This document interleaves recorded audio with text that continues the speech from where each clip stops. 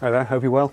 In today's video we're taking a look at my mobile bench build. Of course, a mobile bench means different things to different people. If you're Ron Paul, then your idea of a mobile bench is an 8 foot by 4 foot slab that's a foot thick. You can hang a table saw off one end. That's great if you're building houses. Not so useful if you're working in a Victorian terrace like these.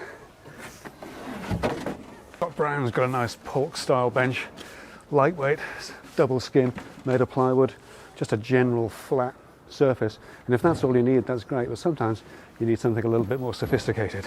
Tim Wilmot's multi-function tool cart was an interesting take on that. I actually bought plans for that.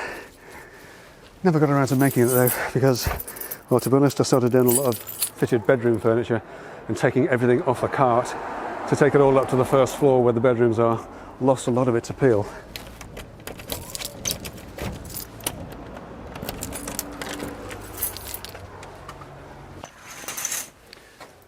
And the same goes for the festool equivalent as well. So I guess what I'm getting at is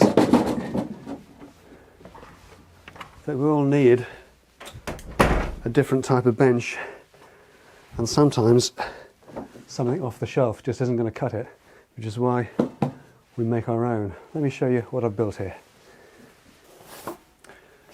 So one of my pet hates is having to carry lots of little bits and pieces into a job with me, so I've specifically designed this to suit me, so it's got everything on board. Let me show you what I mean.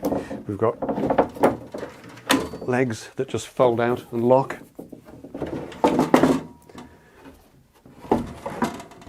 Got a shelf on board. It just sits between them. We've got a rail and a square built in.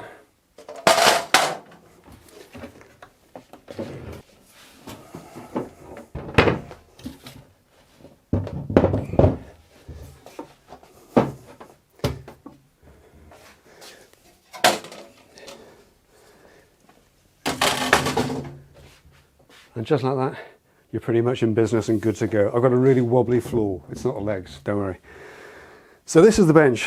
It's really simple, and we'll talk about the construction in a bit more detail later on. In terms of size, the bench is 1400 long, the frame is 500 deep, and the top is actually 600. I like having an overhang like this just because it makes it easier to clamp stuff to. For example, you might need a jig like this,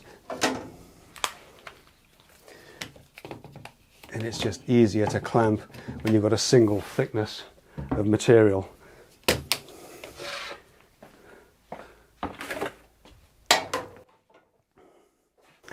You've got the little shelf down here that's only lightweight.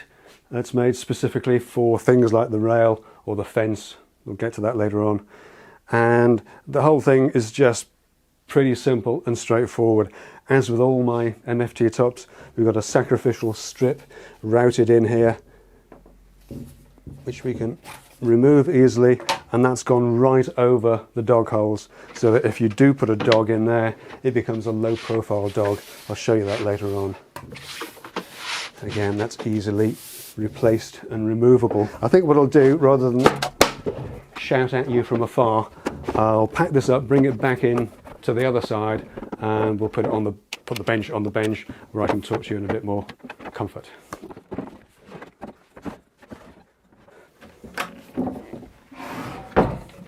So one of the things I particularly like in a portable bench is just to be able to drop it flat like this, so the legs don't stick out from the frame at all.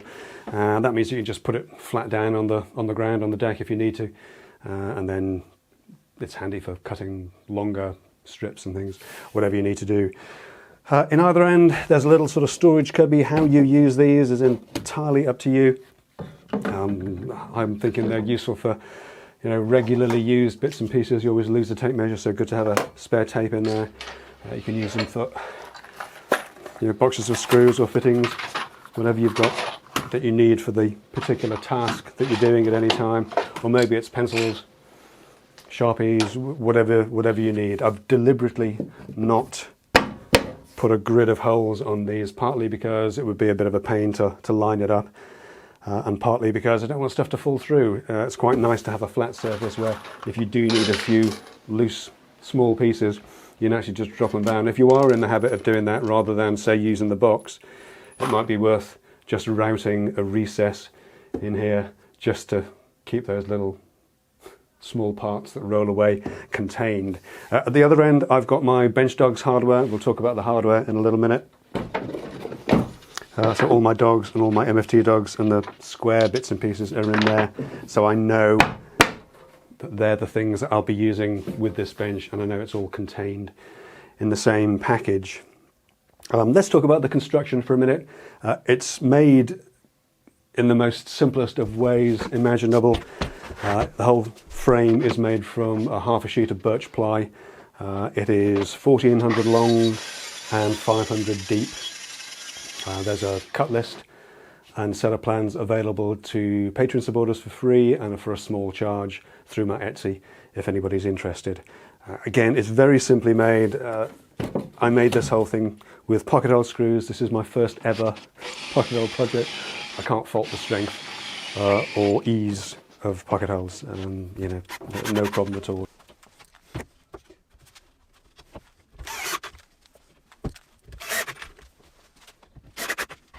So in terms of construction, yeah, very straightforward. It's a very simple little thing.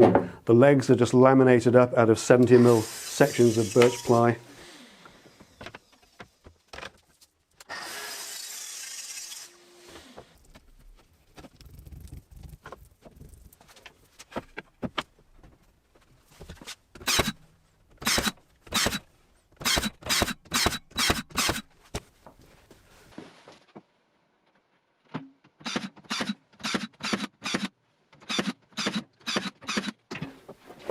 And they fold out on little metal brackets.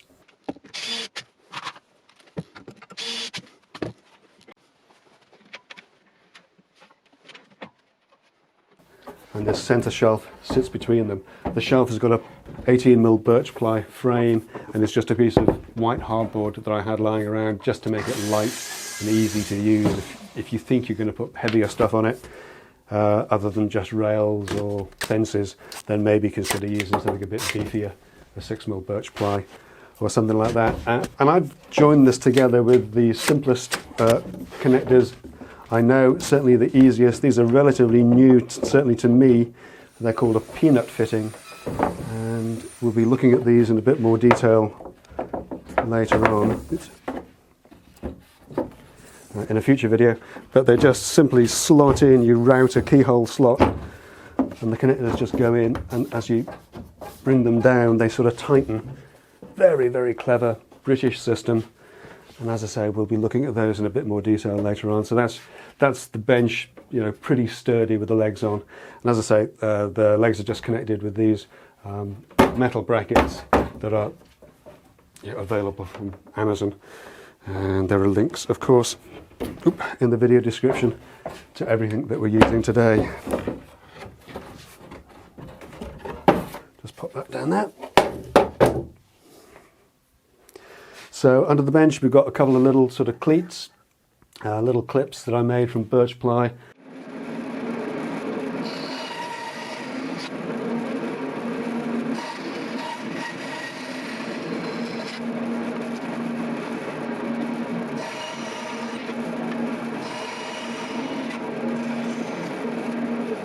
Again, that's just simply to be able to slot the rail in there, and the square, and the little catches on the hinges, they lock in position, and obviously you'd have to release two of them at the same time. So what I've done is I've just put a piece of wire between them, and then you can release them both and they just fold in. Nice and easy.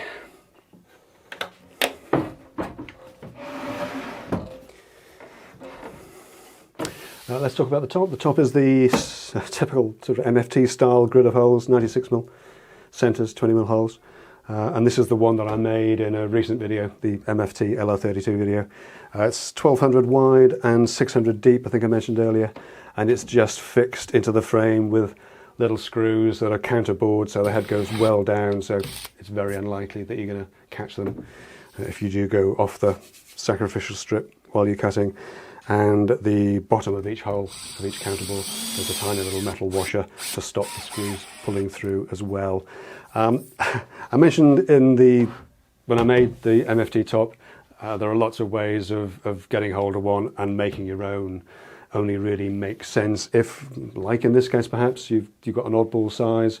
Not everybody has the means or the patience to make one of these, and I'm happy to say that I've teamed up with the guys at Formatic CNC to produce one of these. Now a custom MFT style top in a different size you'd think would be a special price.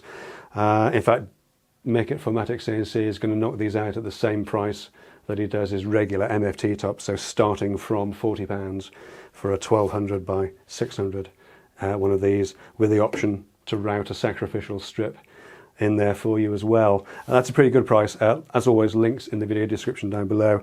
He's also given the option of a 1400 long as well, so if you did want to have the row of holes extending all the way to the end, you could buy a 1400 one and then just cut the two ends down where you want them, or just not bother. If you don't want to bother with the little cubbies, little storage bins at either end, then you don't have to use those at all. But those two options are available: 1400 by 600 or a 1200 by 600. As I say, link in the video description, and a 5% discount if you use the offer code 10-minute workshop when you go shopping there. Mick's a great guy. CNC, Formatic CNC, a good crew, and they make really nice MFT tops, so well worth £40 of your time, I think, unless you are adamant that you can actually make one.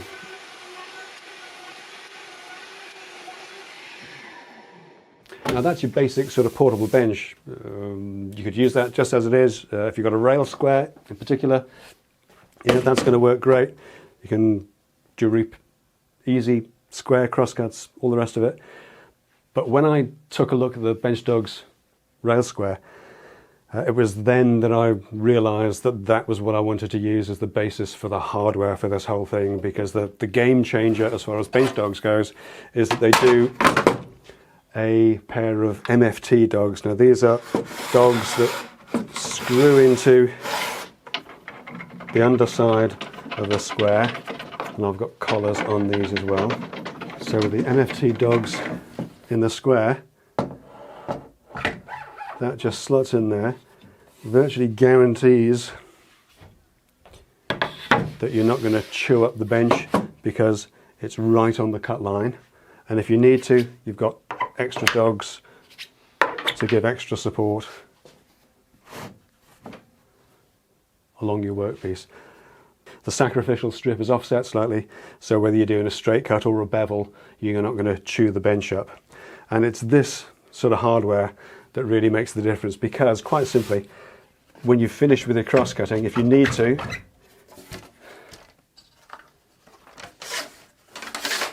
slide the square back down to the other end of the rail, and you've got your square and your rail back. You can take that off somewhere else, or somebody else can, and do cross cuts to wherever the workpiece is if you don't want to bring the workpiece to here. Now that in itself, I think I mentioned when I did the MFT or rail square video, the disadvantage of this is that you don't get access to things like flag stops for repeat cuts. Well, fortunately, with the fence, you can do the same thing with the rail dogs, the MFT dogs I should say. The fence just drops in on our fence dogs, nice and square, and that goes down, and then you get your workpiece under there, and you can make repeat cuts all day long with your flag stop. And at the end of the day, when you're all done,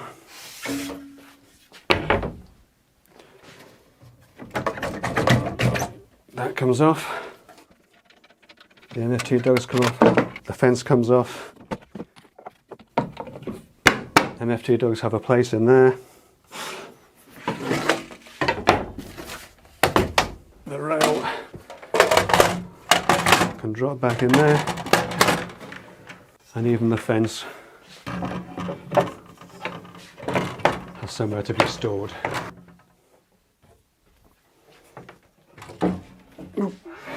I'll put the shelf in, never mind. And that's it really, that's your bench in a completely contained package with a cross-cut solution and a fence. The fence is generally pretty solid in there, but if you are going to have your bench rattling around in the back of your van for a while, I'd put an M8 knob on the bottom of the fence dog like that.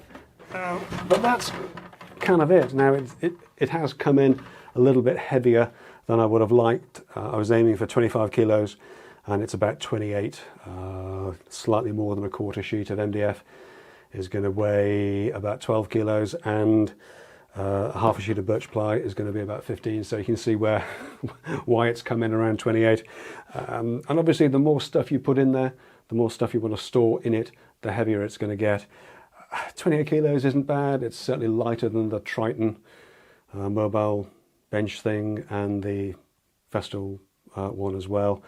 And if you are in the habit of parking or in a situation where you need to park, you know, a decent way from the job site, then maybe a little set of wheels or a dolly is a good idea. If you're in the habit of doing that, you've probably got those already, to be honest. So I think I'm quite happy with the bench. I may well put 2 handles on it just to make it a little bit easier to maneuver if you were lugging that upstairs, for example. But other than that, I'm very happy with the way it's turned out. It's been a long time coming, and it feels like this has gone by very quickly. Maybe it's dragged horribly for you, but there's been an awful lot of thought gone into this, and many prototype builds. If you're a Patreon supporter, you'll know all about the prototype builds, and thank you very much to all of my Patreon supporters, and of course my YouTube members as well. There's an easy way to support the channel, of course, either through Patreon. Come and join the Patreon party at patreon.com/10-minute workshop, or indeed here on YouTube memberships, which I've added recently. But I think I'll leave it there for this build. It's been, as I say, it's been a long time coming. I'm glad it's done. I'm very pleased with how it's turned out, and I hope it sort of scratches an itch for you guys too. Let me just do a quick round of thank yous. I want to thank Ralph at Bench Dogs for the hardware. Don't forget the offer code 10-minute workshop at checkout for a 5% discount on all the Bench Dogs hardware, not just the packages that we've put together here. And also Mick at Formatic CNC for doing the MFT tops. These are custom tops, and he's knocking them out from 40 quid, which is a very good price for a custom MFT top. And again, don't forget the offer code 10-minute workshop at checkout there for a further 5% discount. That's kind of where we are with this. I'll leave it there. That's it for this week. Thank you, as always, for watching. Stay safe, take care, and I'll see you next time.